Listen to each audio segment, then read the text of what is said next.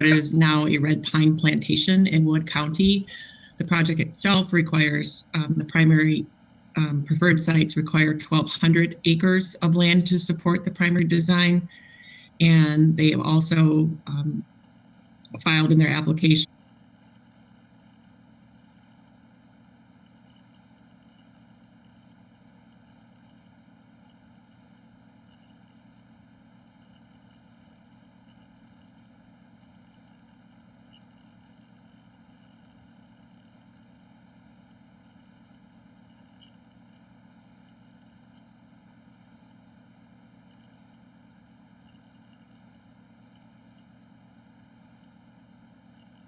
the generation tie line, which is the docket that we'll take up immediately after this, which is associated with this project facility.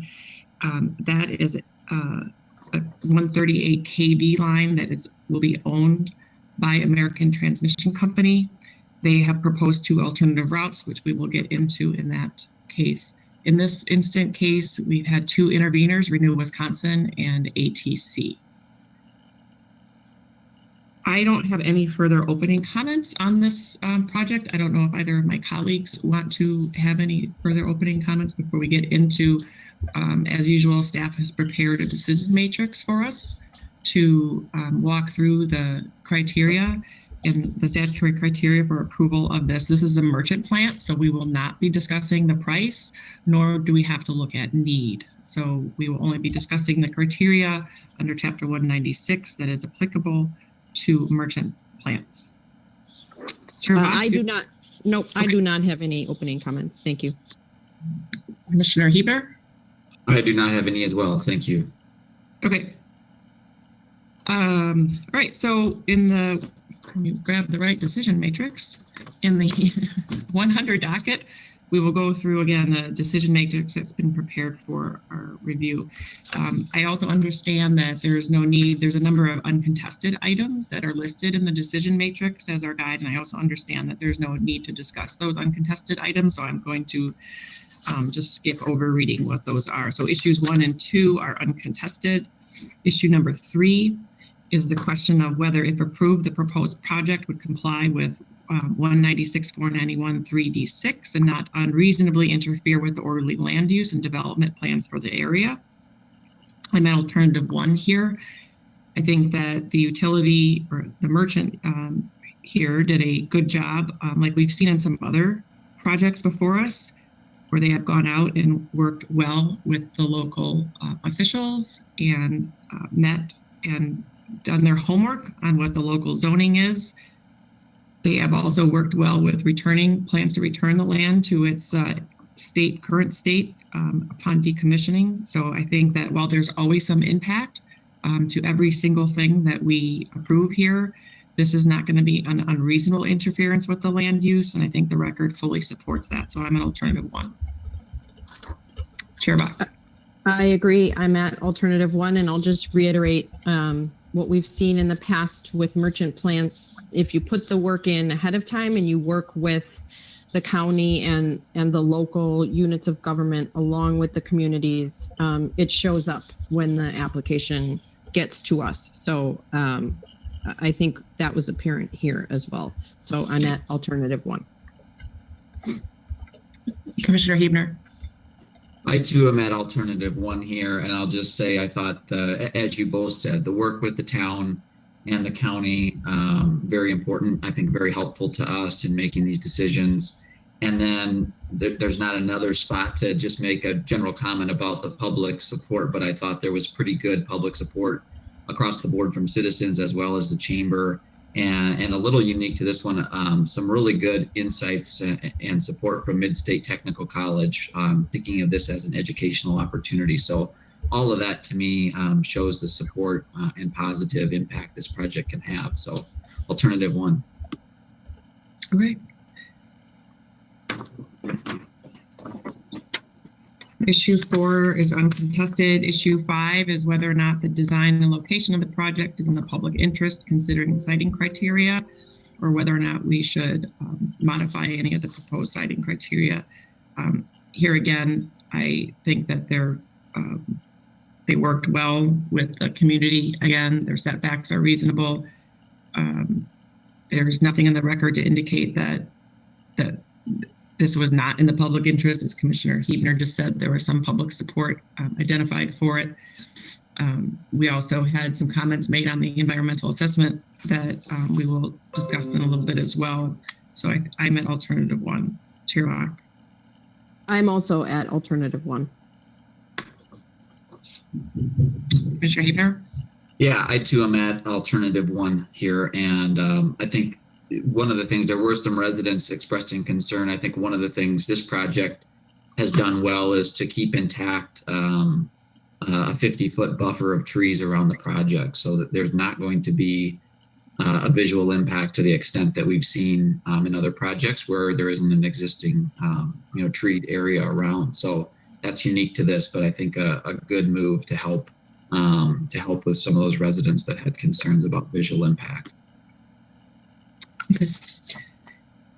Issues 6A and 6B I'm going to discuss together because they're I probably spent the most time going through these two, trying to understand the nuances.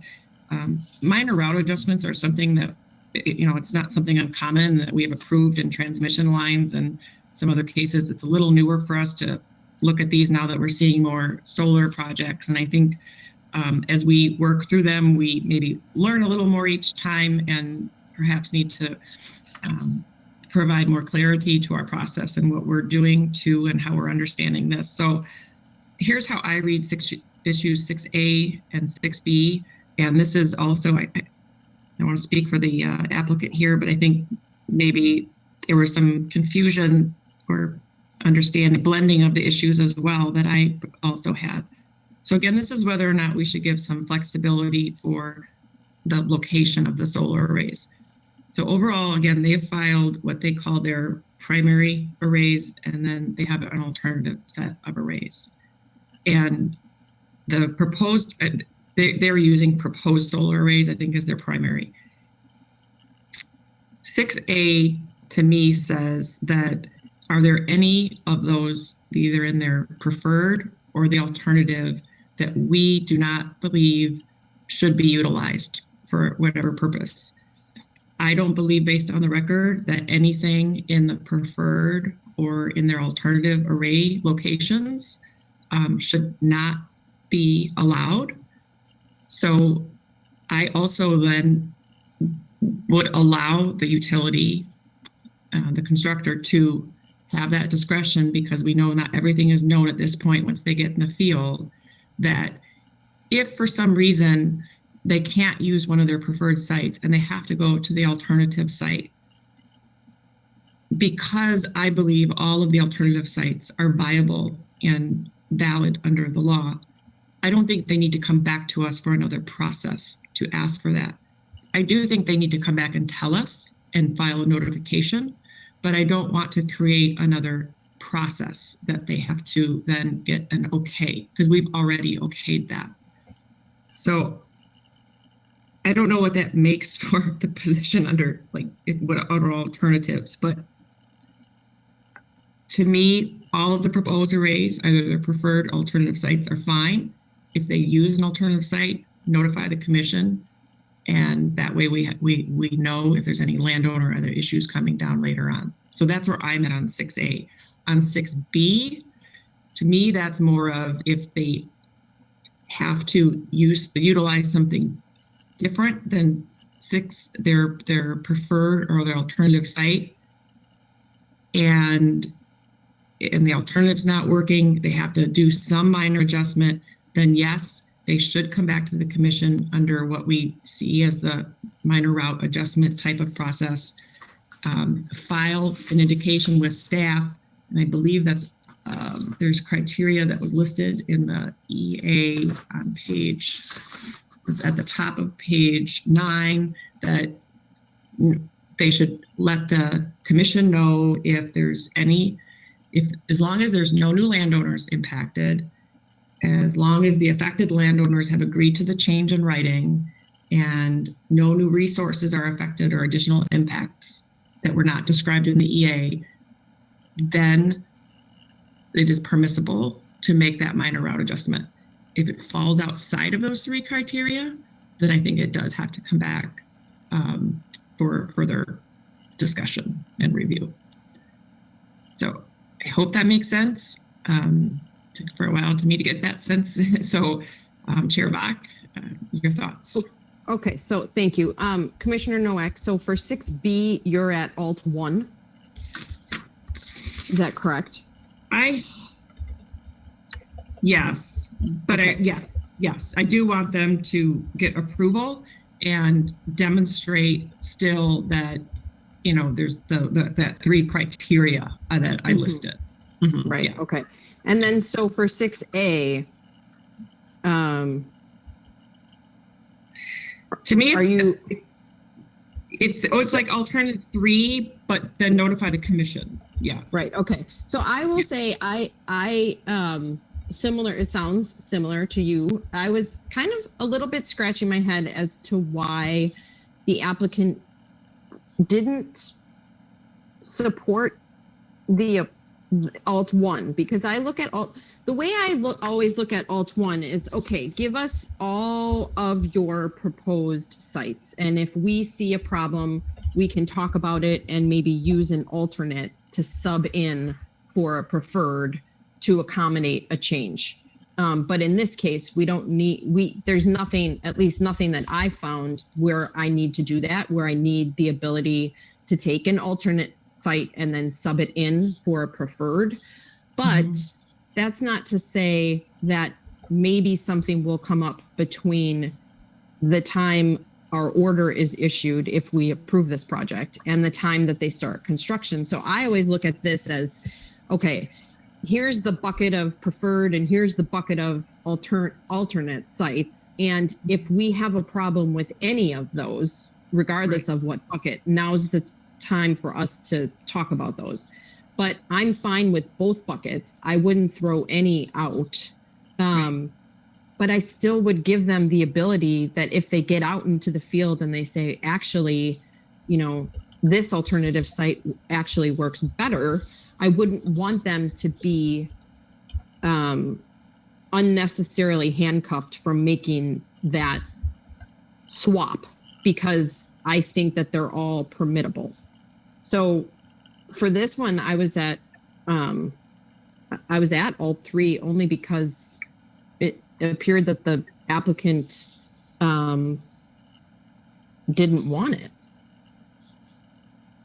Yeah, I think we're in the same spot. If they want to use, if they find an alternative array is better than the preferred after they get out there, they should be able to use that. And they don't need to come back to us and ask for permission to use that. Right. Okay.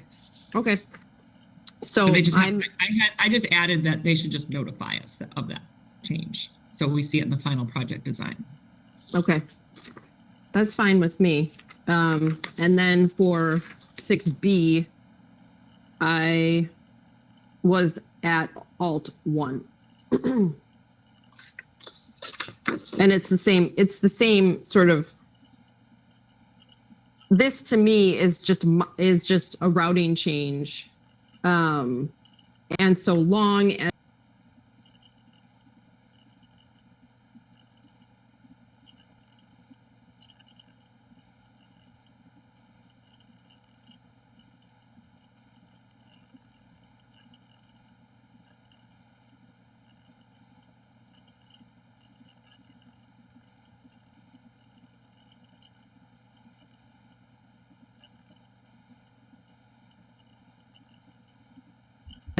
as you indicated, so long as they are in compliance with the criteria, then I think it's reasonable to give them that minor siting flexibility to what appears in the EA. So for this one, I was at Alt 1. Yeah. Okay, Commissioner Huebner? Yeah, for 6B, the minor siting flexibility, I was at alternative 1 as well. So I think we're all in the same spot on that one. For 6A, I guess I was also viewing that as just an affirmation that both the proposed and the alternative sites are reasonable. And to the extent that yeah, the higher priority or the proposed arrays are not used, that the alternative would be available. So I think we're all in the same spot there. And then Commissioner Nowak, you had listed off, I think, 3 criteria that you would essentially allow them to do this, but then if it didn't meet that criteria, it would come back to us. That's under the 6B, the That's under criteria. Okay. Yeah. Okay. All right. So I guess I Okay. had that written for 6A. I had written down that was alternative 1 for what I was thinking, but I don't know if legal or the other commissioners want to correct me. I think, at least from my perspective, doesn't matter what alternative number we call it. I think I'm clear in what it is you're basically saying. You're not eliminating any of the proposed or alternative sites, that they are Correct. all. That's right. I agree. Exactly. And if they are going to use an alternative site, Commissioner Nowak has added, we still need to know where the stuff ends up between the proposed and the alternative. So you need to tell us.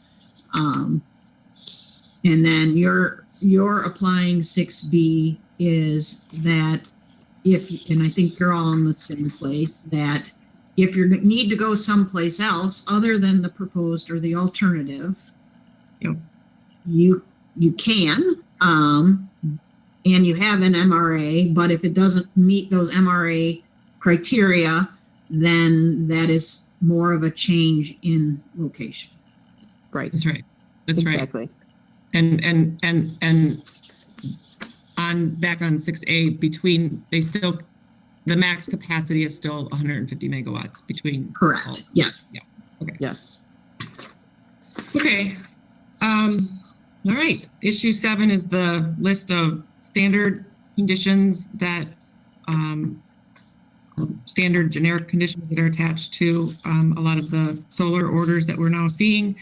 And we have there was no objection by the developer here to all of them being included, and I was at alternative 1, but it has also we've just been reminded that we probably should revise what is listed as 7D on here, because this is what we're calling, as I indicated, there is an intent here to sell this facility to Wisconsin Power and Light, and there's a separate proceeding for that. So under this type of docket, there might be it might be advisable for us to do what was imposed in the Badger Hollow and Two Creeks docket, where because if this is eventually assigned or purchased by a public utility, then we would make the issuance of the CPCN conditional upon that public utility who purchases it, that it would have under the project, and specifically condemnation for that. That was not raised, unfortunately, during the process here, and wasn't put in here our decision matrix, and we didn't hear from the parties on the imposition of that potential addition to that condition. And while I think it makes sense here, I think it also makes sense for us to hear from the parties before we push this in order. So what I would propose then is we modify issue 7D to include the acquirer waiving any rights it may have under 3202 and Wisconsin Statute 32.075 sub 2 for the project, and allow the parties to comment, the party and the interveners to comment if they wish in public on imposition of this. I think probably a short amount of time, leaving it open. If there is objection, then it can come back to us. If there's no objection, then I think we leave it as is, and it doesn't need to come back to us, and the order can be issued. So other than that, I didn't have any other changes or discussion on any of the other conditions listed in item 7. Chair Bach? Okay, thank you. I agree with you, and I think that to the extent that investor-owned utilities are going to continue to use this model, this site and acquire model, I think they should get the message loud and clear that we intend to put this condition, just like we did in Badger Hollow, because it's the only way we have to protect customers ultimately, and to ensure that these aren't being done as an end around or a means to try and do an end around the regulations that are put in place. So I accept and agree with your proposed modification. And I think it's reasonable to allow them time to respond. I wouldn't anticipate that they would have a problem because we've done this in the past, but I think it's reasonable to still allow for any response if they so desire. So I agree with you. And that puts us at modified alt 1. And I would suggest leaving it open for a week. It's probably, I'm sure that's ample time. And again, if there is no objection, then it will remain in. Commissioner Huebner.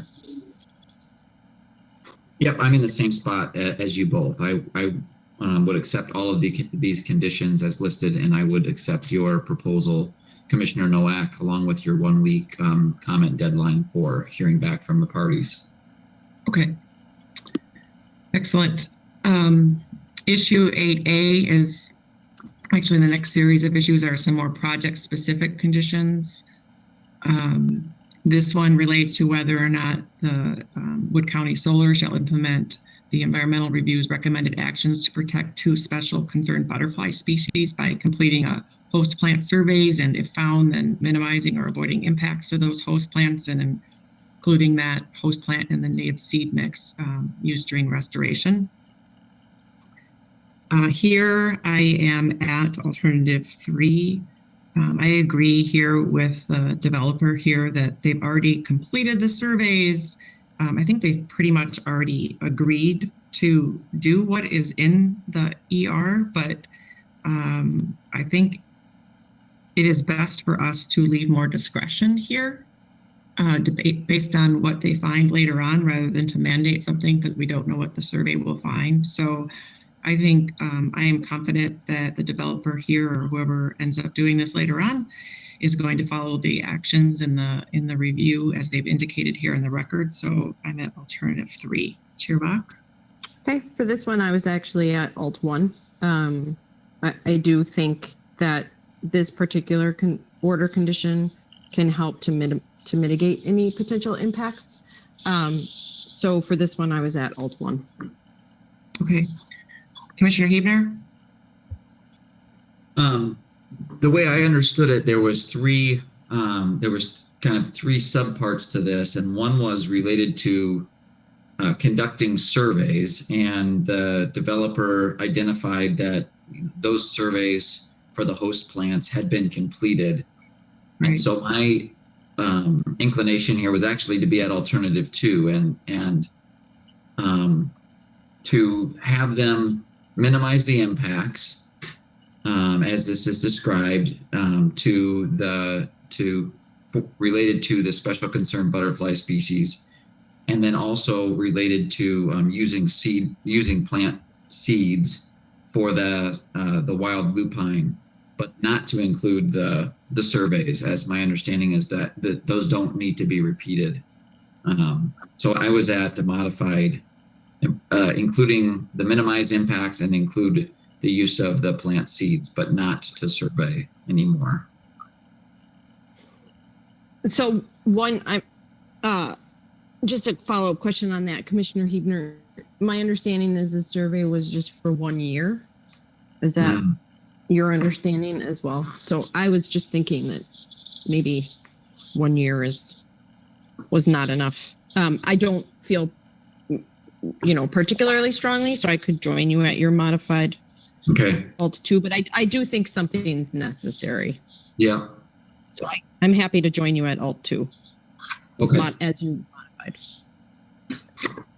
Okay, and I'm going to stay at alt 1, or no, where was I? Alt 3. Okay. Issue 8B is another condition related to special concern species found to be suitable outside the project and working in suitable upland nesting habitat within 275 meters of the wetland or water body during the nesting period, and then installing and maintaining exclusion fencing using the WDNR's amphibian and reptile exclusion fencing protocols during that period. So the utility here has essentially agreed to this condition, and I also agree that if they are fine with following those, seems to make sense. So I'm at alternative 1. I agree. I'm with you at alternative 1. Commissioner Hey. Huebner? Yep, I'm at alternative 1 as well for this one. I keep calling them the utility. They're not they're a developer. Yeah. I want to freak them out and think they're subject to utility regulation. Issue 8C is whether or not Wood County Solar shall work with the commission and DNR staff on developing a vegetation management plan that minimizes impacts to ground nesting birds. Here, I am again here at alternative 3. I thought that their explanation about when and how they were going to mow would best minimize the mowing during the ground nesting period made sense. I think they have a good handle on what needs to be done here. So I'm not sure that we need to have an additional order point specifying this. So I'm at alternative 3. Chair Bach. Yep. For this one, I agree with you. I'm also at alternative 3. Okay. Commissioner Huebner? Yeah, I didn't think this one was too overbearing as far as working together, but I will join you guys at alternative 3 on this one. Okay.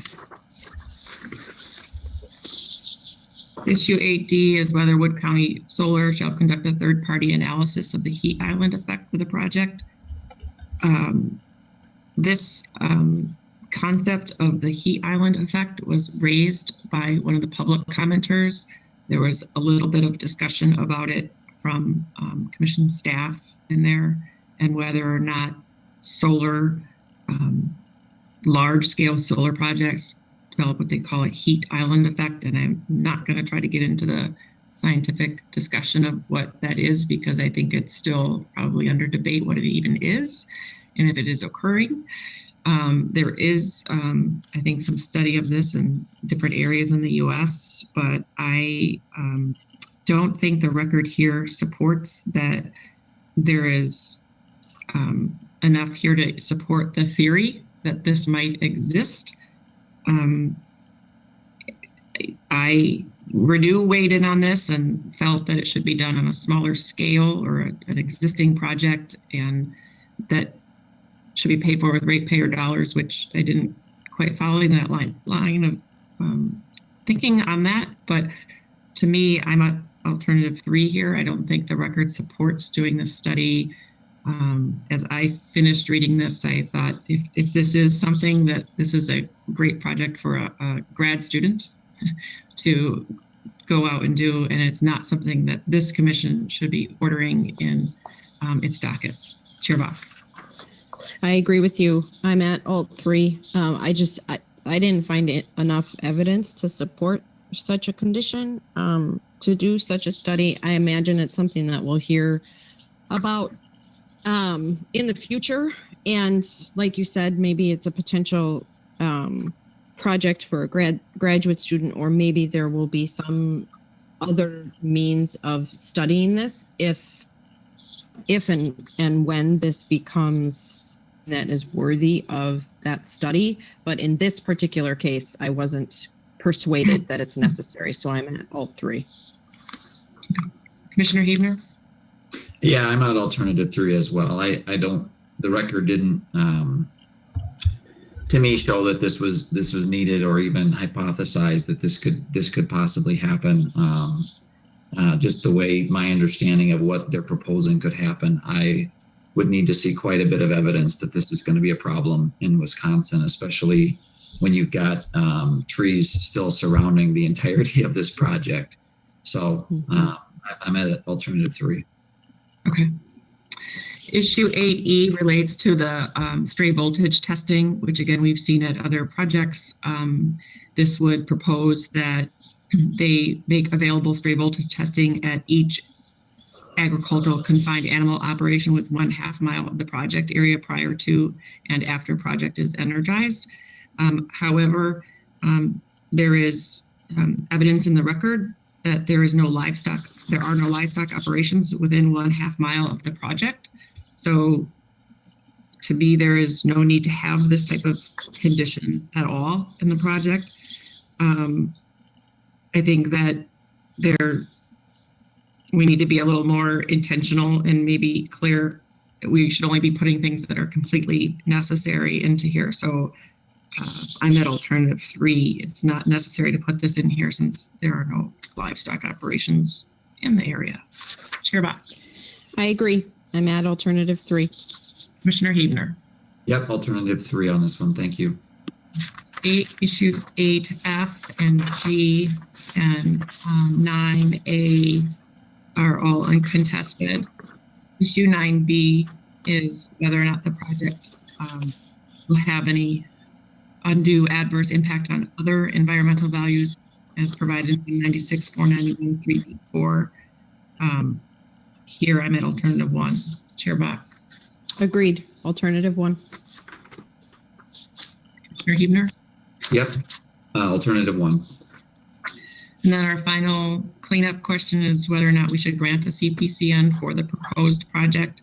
I'm at alternative 2 and subject to the responses that we receive on the issue that we've sent out for comment. So alternative 2.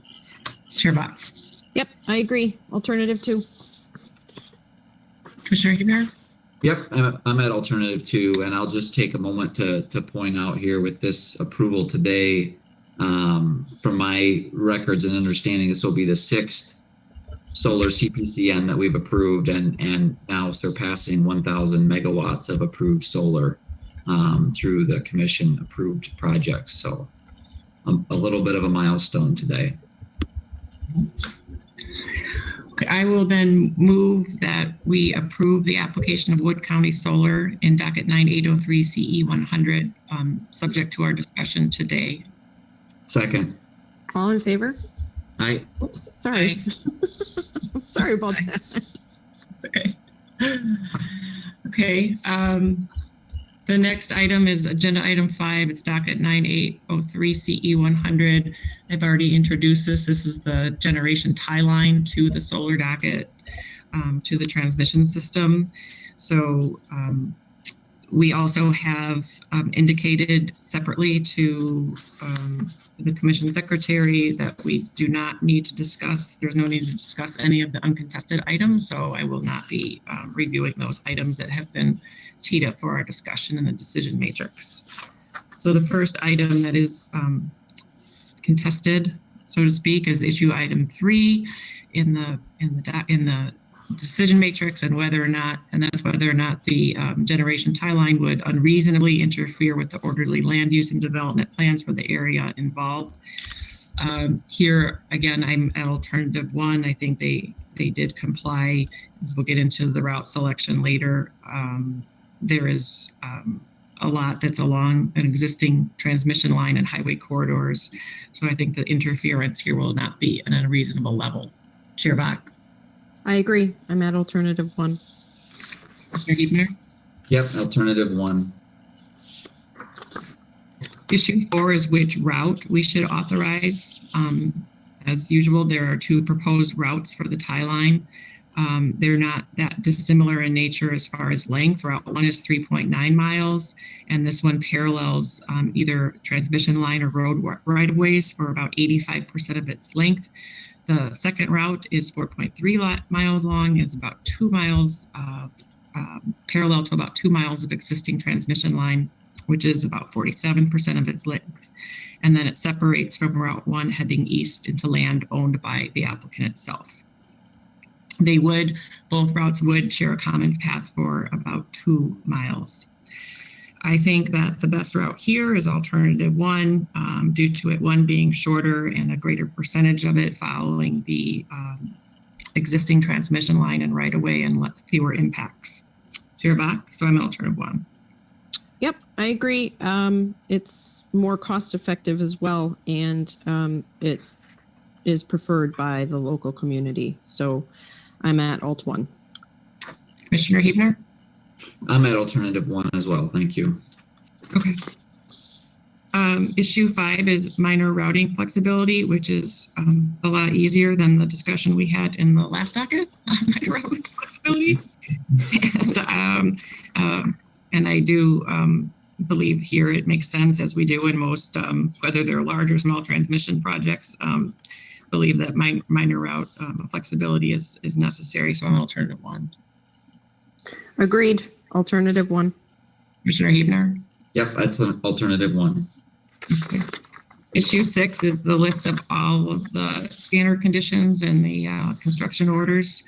I've reviewed them. The applicant also doesn't have any objection to any of them, so I'm also at alternative 1 here. Chair Bach. Agreed. Alt 1. Commissioner Hebner? Yep. Alternative 1. Commissioners, again, the record is some reference to the transfer. I think there's some question whether a IOU could own the transmission line. Oh, yeah, you're right.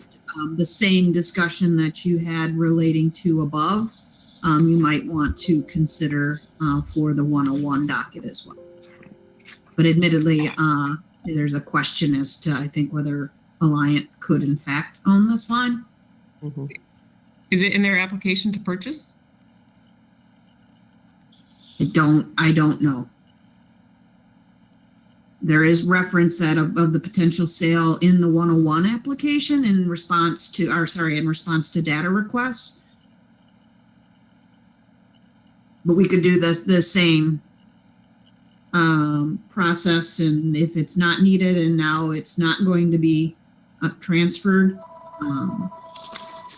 I guess I would add that and the same modification, but also add that, if there are no plans to transfer ownership, that indicate as such here. What do you guys That makes think? sense. Yep, I agree with that. It's reasonable. Yep, I agree as well. Okay. Issue 7 is the stray voltage testing at the confined animal operations. Again, for the same reasons I stated in the underlying the project itself, because there's confined animal operations within the area, at least a half a mile. I don't think that we need to impose this condition on my alternative 3. Chair Bach. I agree. Yep, I agree. Alternative 3. Commissioner Hebner? Okay.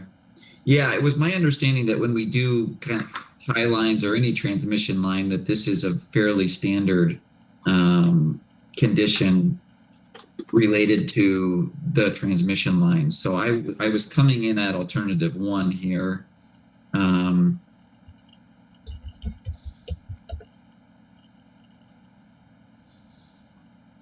But I can join you. I understand it's not necessary, I guess, to the extent that something is encountered, understanding that may be required in the future, I guess. Mm-hmm. But I can join you at alternative 3 here today. Okay, thanks. Issue 7B is whether or not they should comply with the electrical codes, the National Electrical Code and Wisconsin Administrative Code for the construction of the project. And if there's any overlap, they will comply whichever one has more stringent requirements. I'm at alternative 1. Chair Bach? Agreed. Alternative 1. Commissioner Hebner?